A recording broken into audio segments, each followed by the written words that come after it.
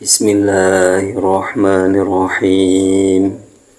Al-hadisus saminu an ibni Umar radhiyallahu ta'ala anhuma anna Rasulullah sallallahu ta'ala alaihi wa alihi wa sallama qala umirtu an uqatilan nasa hatta yashhadu an la ilaha illallah wa anna Muhammadar Rasulullah wa yuqimus salata wa yu'tuz zakata fa idza fa'alu dhalika asamu minni dima'ahum wa amwalahum illa bihaqqil islami wa hisabuhum 'ala Allah ta'ala.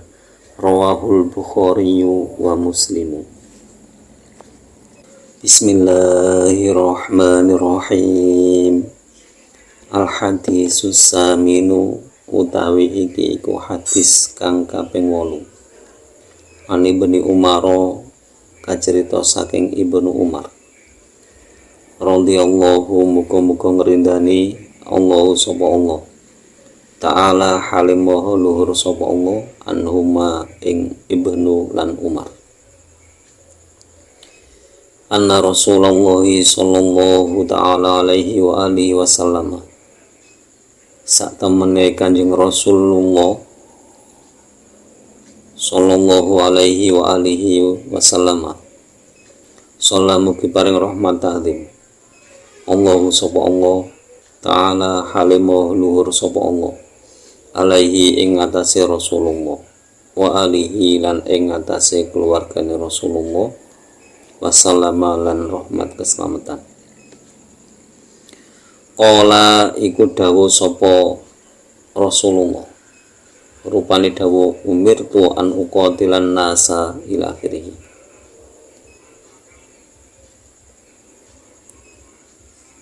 Umirtu dan perintah sapa ingsun an uqatila ing yento merangi sapa ingsun annasa ing menungso hatta yasyhadu sehingga padha nekseni sapa nas an ing setuhune kelakuan la ilaha iku ora ana pangeran kang hak disembah ing dalem sejatine illallahu kejaba sapa Allah wa anna Muhammadan lan setuhune Nabi Muhammad iku Rasulullah utusane Allah wa yuqimu lan padha njenengake sapa nas as-sholata ing salat wa yu'tu lan padha mbayar sapa nas az-zakata ing zakat fa idza fa'alu mongko nalikane nglakoni sapa nas dzalika ing mengkono-mengkono yasyhadu alla ilaha illallah ila akhirih asamu mongko kareksa sapa nas minni saking ingsun apa dima'ahum pira-pira getahe nas wa amwalahum lan pira-pira donya pranane nas illa bihaqqil islami kejaba kelawan hak Islam wa hisabuhum lan utawi itungane amale nas Allahi iku tetep ing atase Allah ta'ala halimahu luhur sapa Allah. Rawang riwayatake hu ing hadis Al-Bukhari sapa Imam Bukhari wa Muslimun lan Imam Muslim. Hadis yang ke-8 ini diriwayatkan dari Abdullah bin Umar bin Khattab atau terkenalnya dengan Ibnu Umar.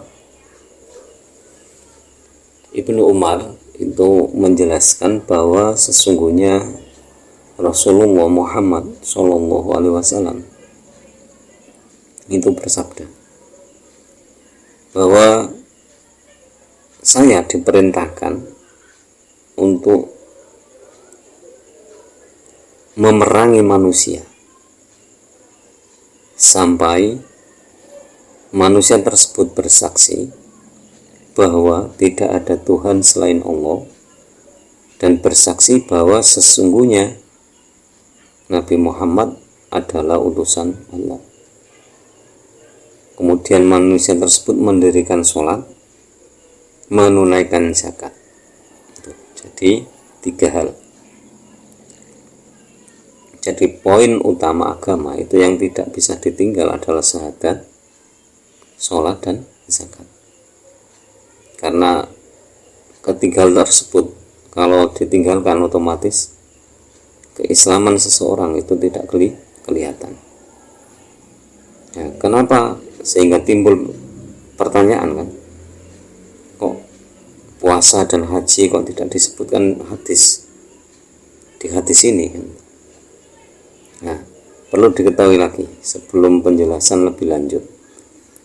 Itu kata umirtu an uqatilan nasa ila akhirih, itu menunjukkan dalil atau menunjukkan hal yang mutlakul amri. Jadi ini perintah syahadat, mendirikan sholat, dan menunaikan zakat itu mutlakul amri. Jadi perintah yang mutlak. Jadi benar-benar wajib, dulu alal wujub, benar-benar menunjukkan kewajiban. Sehingga kalau itu kan boleh diperangi, orang tidak sholat boleh diperangi, orang tidak zakat boleh diperangi, tapi orang yang tidak puasa tidak boleh. Kenapa? Karena puasa itu mencegah makan dan minum. Lalu yang menghitung amal puasa itu kan tidak ada yang tahu. Misalkan orang mau curang kan tidak ada yang tahu, di luar pura-pura puasa tapi di dalam rumah makan itu, sehingga tidak bisa dibuktikan. Tapi kalau tidak membayar zakat kan jelas, kelihatan orang ini tidak membayar zakat kan kelihatan. Nah, bagaimana kalau zakatnya diam-diam? Yang perlu diketahui lagi, perkara wajib itu harusnya kelihatan.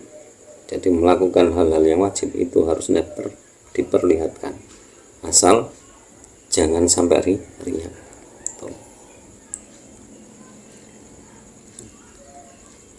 Nah, begitu juga haji itu juga tidak menyebabkan orang yang meninggalkan haji terus bisa dihukum mati, tidak bisa.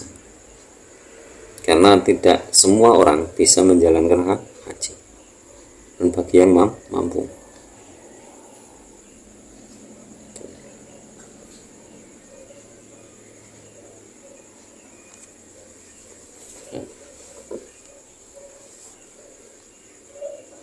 Dan ada hadis lagi yang menguatkan hadis ini, itu dijelaskan oleh Rasulullah lagi, li'annahu yuqatilu ala tarkiha. Jadi hadis salah satu li'annahu yuqatilu ala tarkiha. Jadi ketiga hal ini apabila ditinggalkan itu bisa menyebabkan orang yang meninggalkan ketiga hal tersebut bisa dibunuh. Tapi itu harus sesuai dengan undang-undang yang benar. Kalau di Indonesia ya jelas nggak boleh, karena yang memiliki hukum itu negara. Kalau khilafah lebih baik tidak usah. Jadi jangan sekali-kali terpengaruh dengan khilafah, karena korbannya jelas.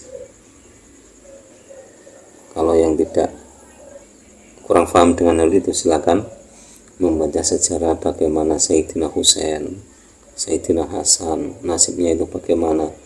Jadi diingat-ingatlah, kita sebagai orang Islam, umatnya Nabi Muhammad, coba baca sejarah, jangan sampai terpengaruh oleh hal-hal tersebut. Nah, lalu dawuh dari Rasulullah lagi, ila bihaqil Islam, itu maksudnya hakul Islam adalah fi'il wajibat. Jadi segala sesuatu yang wajib dilakukan. Jadi orang yang sudah melakukan tiga hal tersebut itu asomu mini dima'ahum wa amwalahum. Jadi ini harta bendanya, darahnya itu terjaga dari saya.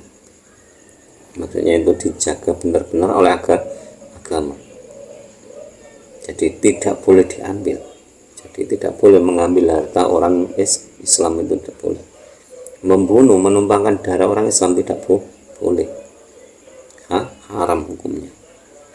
Jadi ini dalil arahnya ke sana.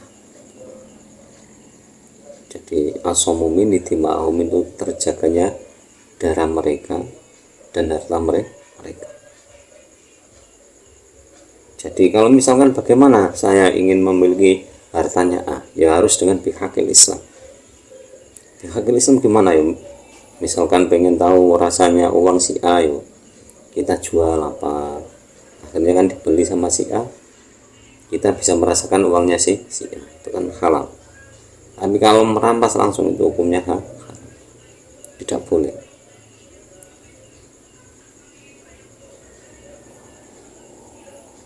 Nah, makanya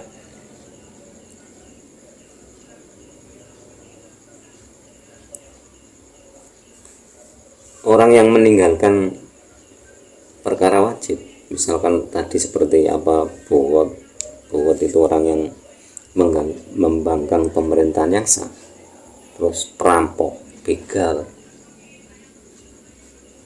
orang yang meninggalkan zakat,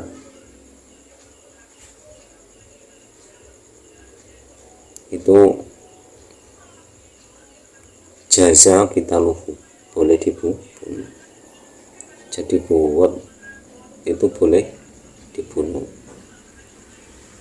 begal boleh, karena mereka sudah melanggar hak, kan harusnya bihaqil Islam, tapi mereka tidak menggunakan hakul Islam, itu boleh. Tapi jangan perorangan, sekali lagi jangan perorangan. Di Indonesia harus melalui jalur hukum. Ada begal ya laporkan ke kepolisian. Biarpun hadisnya seperti ini, tapi kita hidup dalam sebuah negara mempunyai peraturan. Biar yang menjalankan hadis ini itu yang pemerintahan harusnya. Kita yang mengingatkan ada hadis seperti ini. Bagaimana kira-kira kepolisian atau yang lainnya, instansi yang terkait dengan hukum itu bagaimana tuh. Jadi jangan bertindak sendiri atau main hakim sendiri. Biarpun ada hadisnya, ini hadisnya seperti ini, jangan, nggak boleh. Jadi kita harus mematuhi aturan yang ada. Kita harus bersyukur hidup di Indonesia, itu kita harus banyak bersyukur. Kita sholat tenang, jumatan tenang, makan tenang. Nyoba di negara lain, enak-enak sholat suara bom, suara senapan, sampean bisa bayangkan sendiri. Makanya pandai-pandailah bersyukur, jangan buat yang aneh-aneh.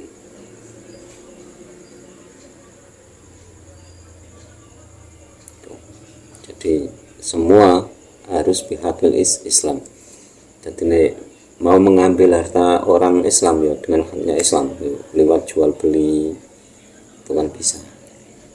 Makanya terakhirnya kan penutupan wa hisabuhum 'alallahi. Adapun hitungannya, hisab amal mereka itu sudah dipasrahkan kepada Allah. Asal kelihatan sholat, biarpun kadang-kadang yang penting sudah kelihatan sholat. Jangan terus dihukumi lagi, ini sholatnya pendak Jumat toh, nggak usah seperti itu. Ini zakatnya pendak zakat fitri toh, nggak usah seperti itu. Yang penting sudah kelihatan, ya kan, sudah beres. Jadi jangan dicari kesalahannya itu. Karena bukan hak kita mencari kesalahan, bukan kewajiban kita mencari kesalahan orang lain, tidak. Jadi kewajiban kita itu mengingatkan. Jadi kurang lebihnya penjelasan seperti itu. Mohon maaf apabila ada kesalahan. Semoga kesalahan itu diampuni oleh Allah, dan semoga lantaran ngaji ini kita mendapatkan ilmu yang bermanfaat fi dunia wal akhirah, ilmu yang disertai dengan hidayah. Akhirul kalam, ihdinas siratal mustaqim, wallahul muwaffiq ila aqwamit thoriq. Wassalamualaikum warahmatullahi wabarakatuh.